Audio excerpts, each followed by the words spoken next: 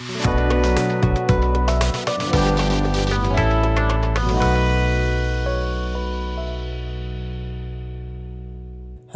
hello, hello. How you doing? How you doing? How you doing?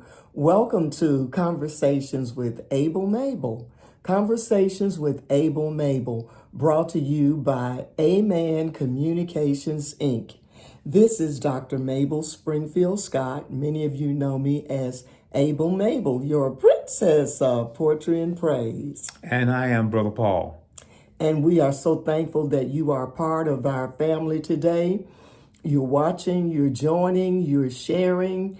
Hopefully you're caring about what we're going to be talking about, because we're talking about our future. We represent Amen Communications, Inc., which is our nonprofit organization.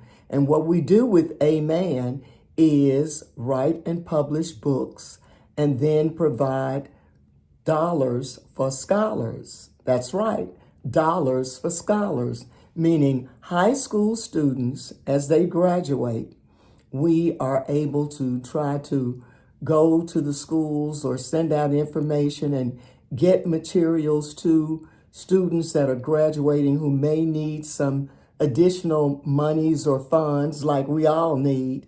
But we're specifically trying to help especially students who are looking at getting licenses and certificates and going to two-year schools along with colleges.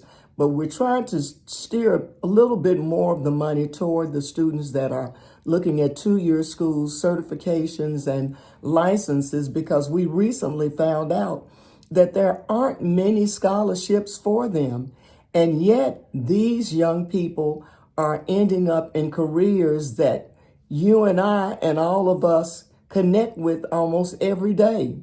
We're talking about students who are interested in getting a CDL to become truck drivers. We're talking about students who want to become beauticians and barbers and tattoo artists and videographers, people who want to work in hospitals and healthcare fields. There are a number of different things. What about in manufacturing, baby, where you worked? Yeah, that's true. They are right now, especially with the influx of a lot of corporations that are moving to the Triad area, especially. They're going to need all kinds of people with skills. And a lot of those jobs, the high-paying jobs, will not require a 4-year degree. A 2-year degree or apprenticeship will be enough to get you in the door and have you make a nice chunk of change. And so with an apprenticeship, what are we talking about? Well, there's all different kinds, but where someone will put you under their wings and train you, and you work beside another person who already has their skills, and they will take their knowledge and pass it on to you so that you'll have the same skill and knowledge, and where you learn this on what they call OJT, on-the-job training. Okay, so with that on-the-job training, then a person would be able to work, especially like you were just saying in manufacturing, with all these big new jobs coming to town. Yep, right now, we won't call any specific name brands, but there are a lot of companies and national brands and some names that you may not have heard of, but they're paying big bucks. I saw something on the news today where there's some places I think it's in Winston and in Greensboro, they're paying $40 an hour. Oh my goodness, baby, we need to go apply for that $40 an hour. What do you have to do? I didn't go that far and deep, but I know they're paying $40 an hour. I think the article said there were like 25 industries in this local area that were paying $40 an hour.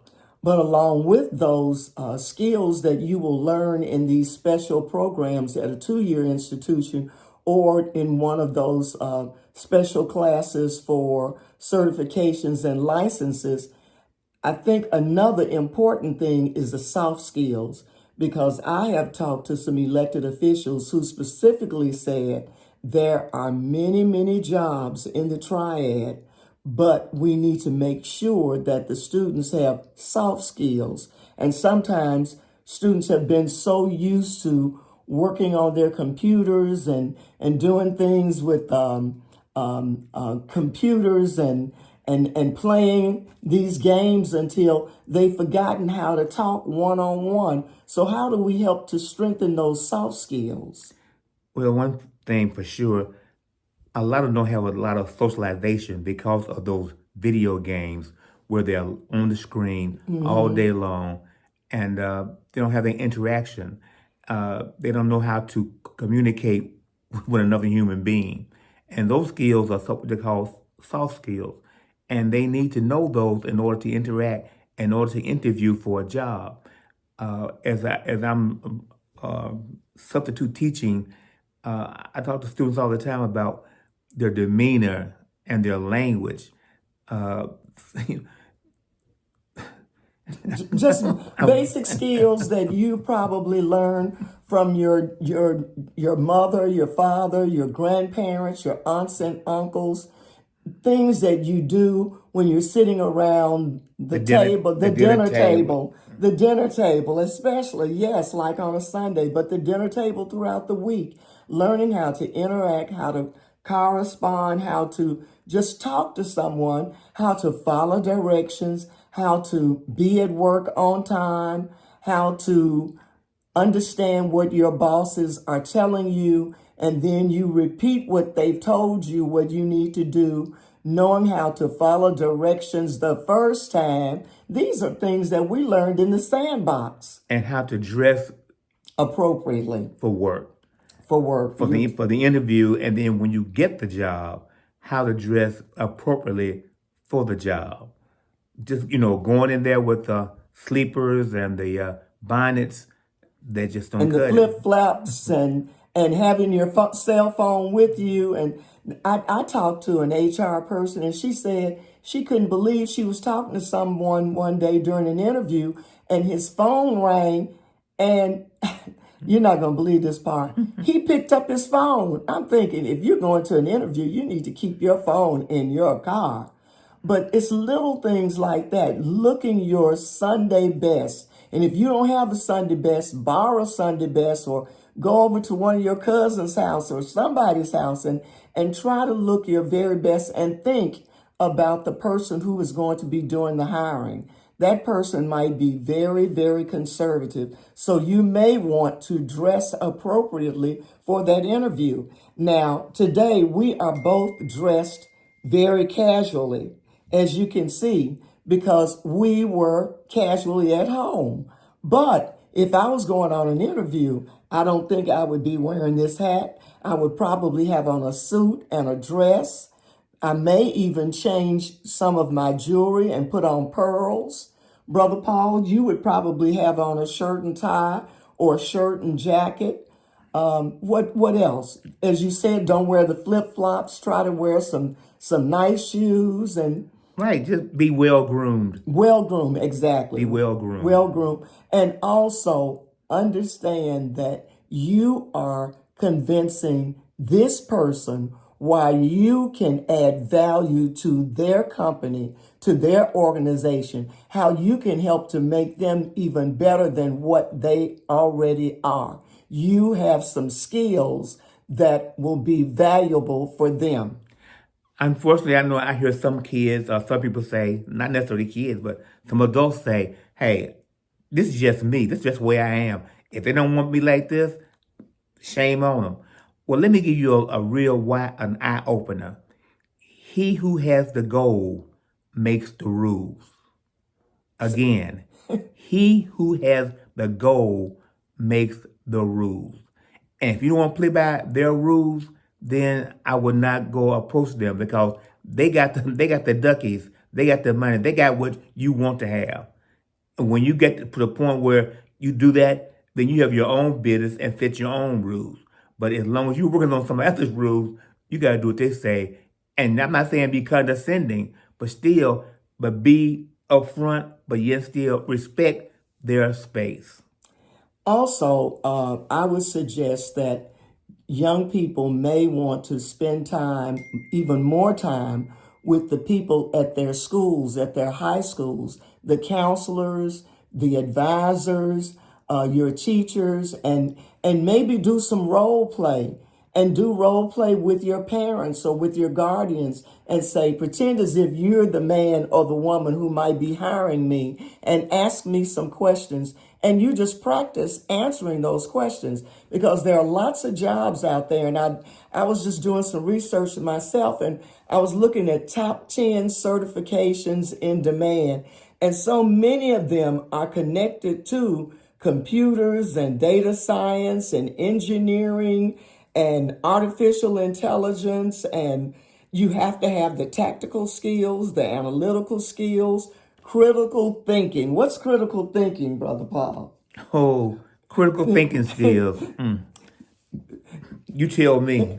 It's being able to think and logically be able to help to find solutions to problems and answers. That's really what a job is all about.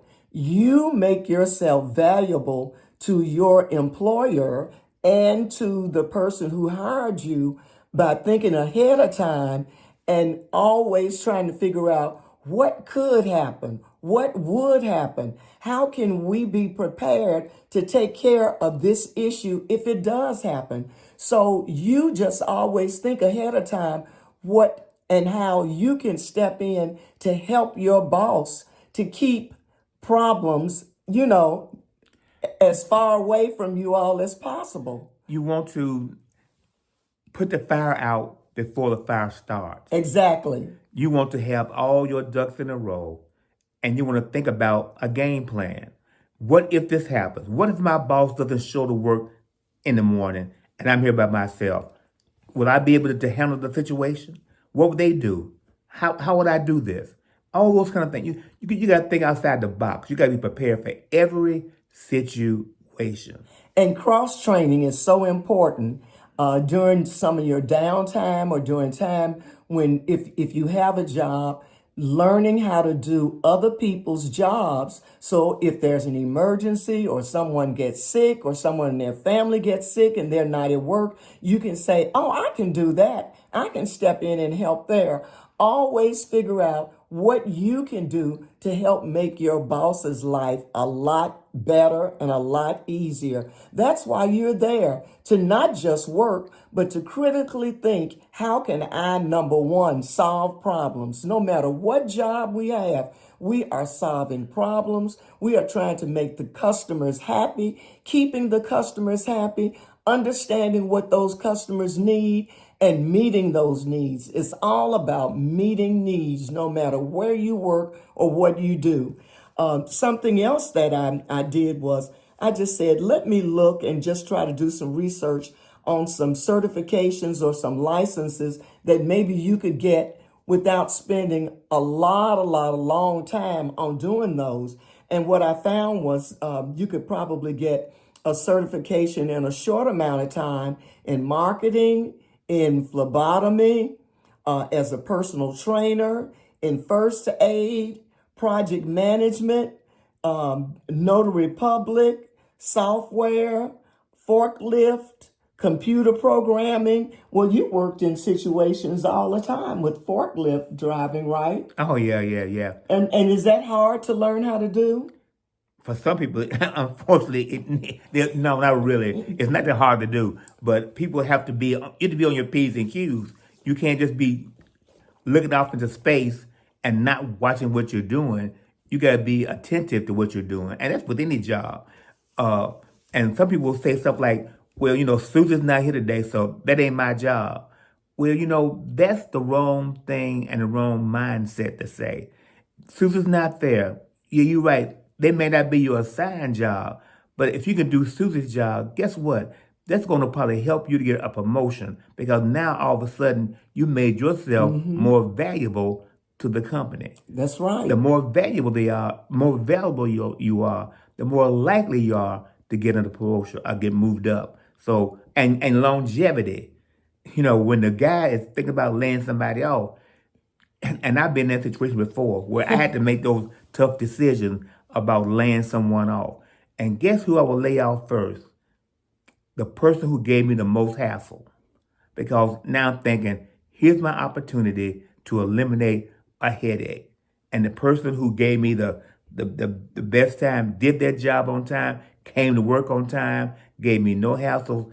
I was more than happy to try to promote them and try to help them stay on the job. But those who were a thorn in my side, if I had the opportunity to pull up that thorn out, and that's just human nature, you're gonna let go the path of least resistance. Survival of the fittest. Survival of the fittest. And he said headaches. And that's the thing. We can't be a headache to our boss. We must be a person who's there to help him or her get their job done because they have a boss. And that's what you have to think about all the time. It goes back to solving problems and understanding just the basics, like what we've been saying earlier.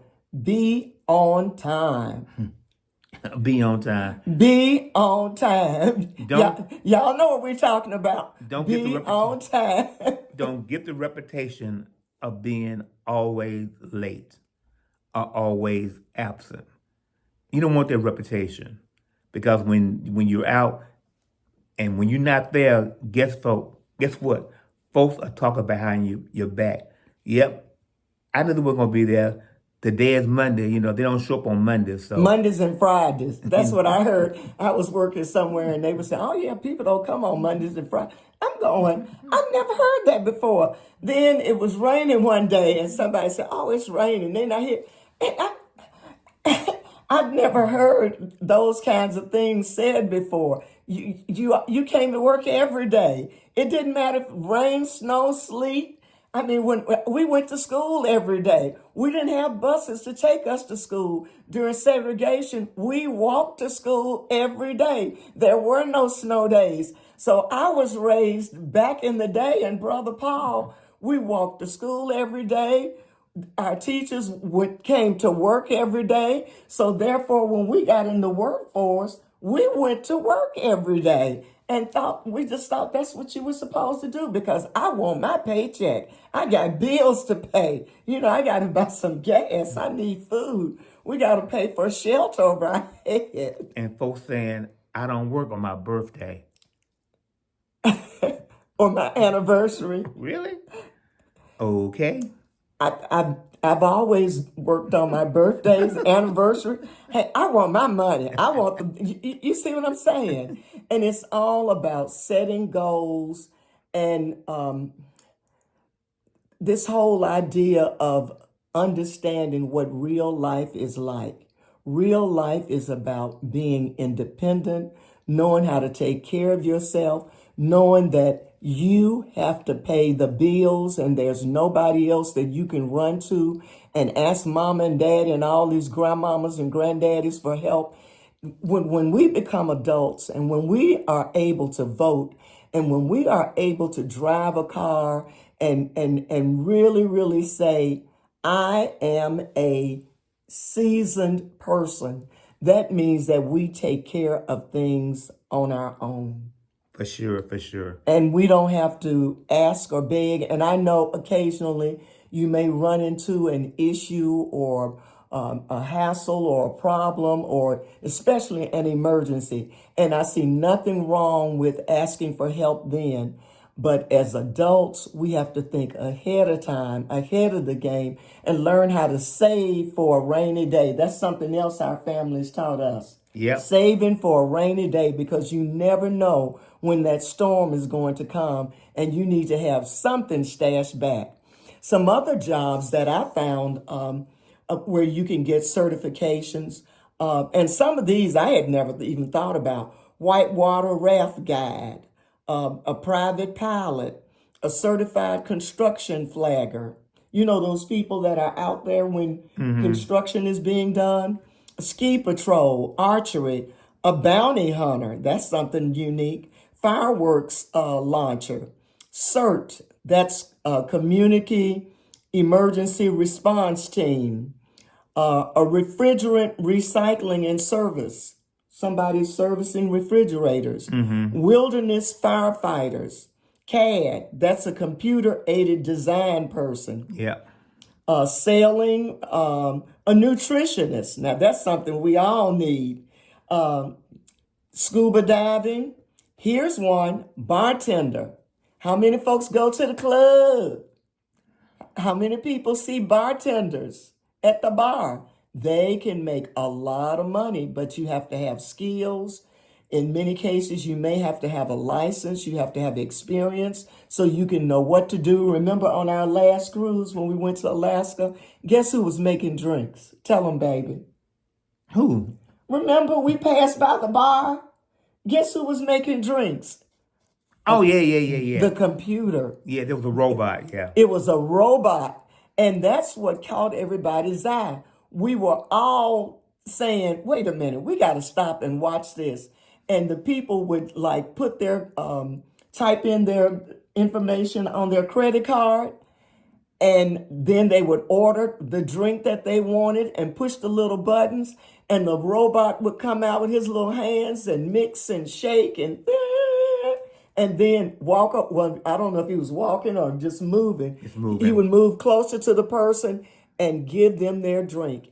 And I think a lot of people were going to this little robot just because it was just It was a novelty. yes, it was a novelty. But what I was watching for, I said, eventually a human is going to have to come around. Now, they talk about all this AI, artificial intelligence, but you're going to need a human eventually.